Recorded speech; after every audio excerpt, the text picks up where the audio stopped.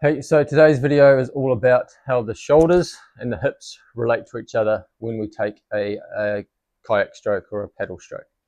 So what I'm going to do is I'm going to attach a stick to my shoulders, and I'm going to attach a stick to my hips, and that's just going to extrapolate that line of my hips and my shoulders, and we can easily see how those two things interact, or how those two lines interact as I take a kayak stroke.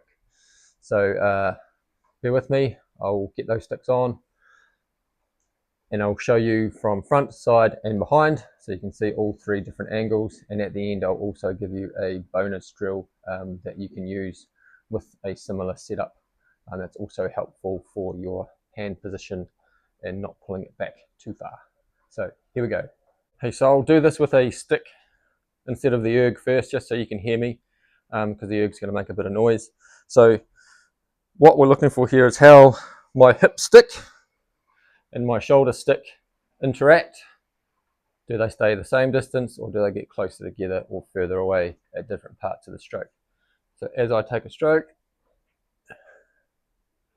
you'll see on the catch, I get a bit of an angle on my shoulder stick, and my hip stick largely stays horizontal. You might get a small lift if you really pull that hip forward.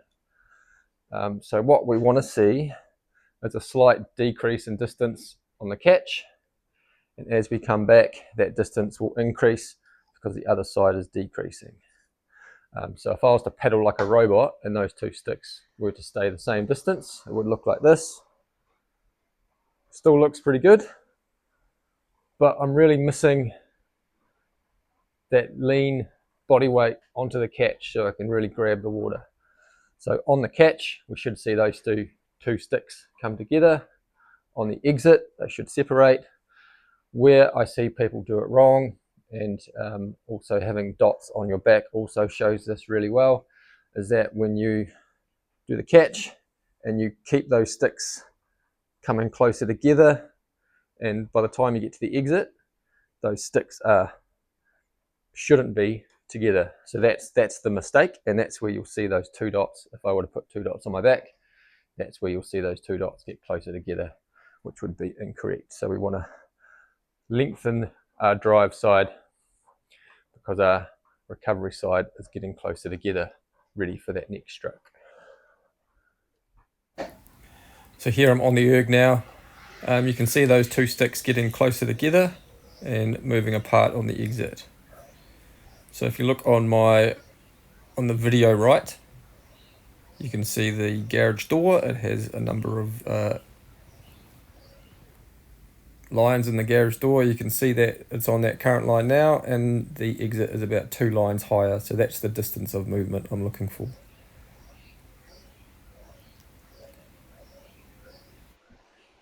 So here's that from another angle. So same thing from the side, just watch how my shoulders dip on the catch and that distance increases on the exit.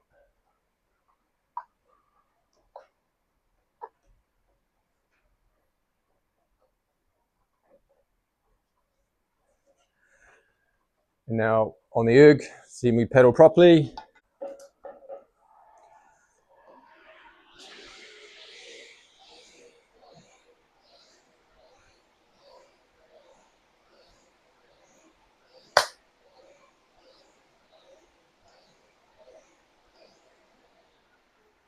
If you were to do this yourself, this stick also acts as a good guide for pulling it back too far, because you'll hit the stick if you come too far back.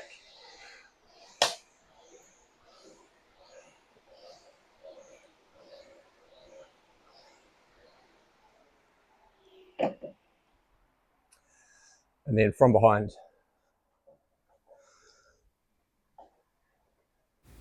So changing the camera view to behind, so you can see the distance between those two lines getting closer together on each side. So on the catch they're close, and on the exit they're further away. So moving into actual paddling on the erg now. I'm just going to do a quick freeze frame on using the lines on the garage as a reference. So here you'll see the line where it's at on the catch. Take a few strokes, and the line on the exit is about 2 lines higher than what it was on the catch. So the movement isn't massive, but it is there, and the more aggressive you are on the catch, the more aggressive that distance will be, or the smaller the distance will be on the catch.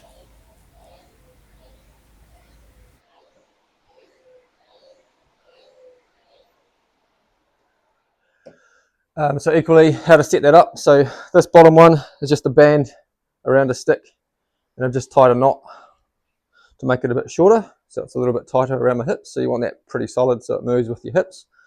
The top one, so if I undo this slightly, so what I've got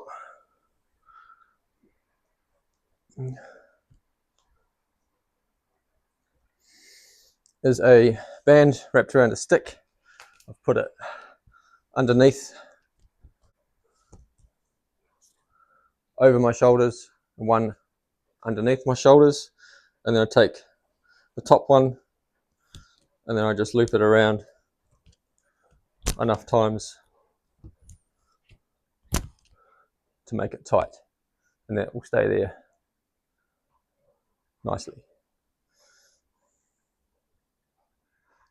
And lastly, the bonus drill is you can actually use the same setup, which hold off the press I've just figured out, to put another paddle through that loop of the band, and then you can press it out like that, and you can use that to help train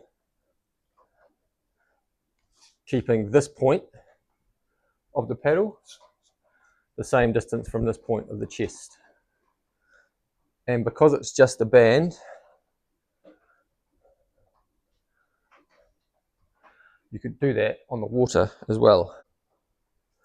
So this removes any need for a harness to attach to your chest, so you could actually do this drill on the water if you wanted to. So you want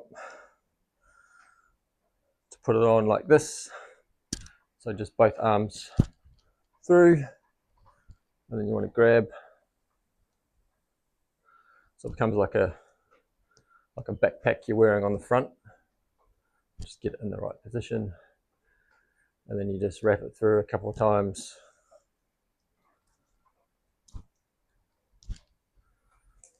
And then you can grab your band, press it forward, and you're just trying to keep constant tension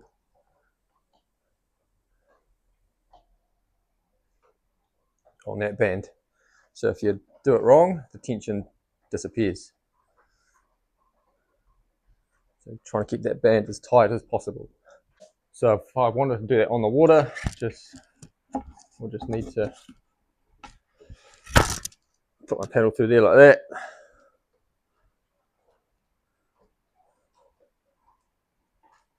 Have the band, and then same drill.